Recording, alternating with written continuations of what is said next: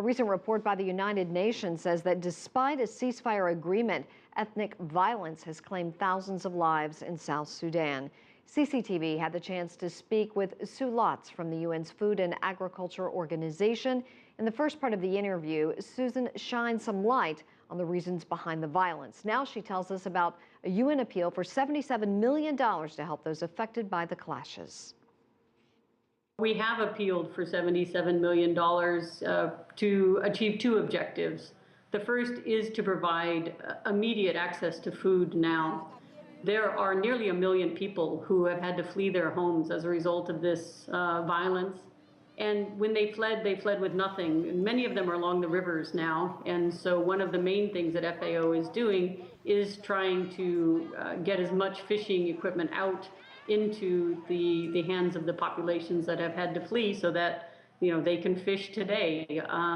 In addition, we're also providing support for rapidly maturing, highly nutritious vegetable seeds, some of which will produce vegetables within 30 days of planting. We don't expect these populations to stay where they are, so we have to always be designing our assistance in this country right now to be highly mobile.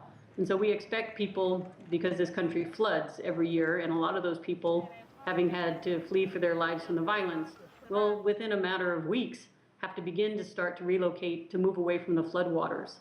So the emergency interventions are all designed towards rapid impact. But on the other hand, this is a country that is short of 400,000 metric tons of cereals. So we know that there is a structural hunger that is going to deepen, unfortunately, as a result of the crisis. Many of the farmers will not be able to plant. And if they do, instead of maybe the whole family working, it might be the elderly or the children who are asked to farm. And so we know for sure that that's not only tragic for those people, but also for the yields. So we have to prevent a famine from next year on.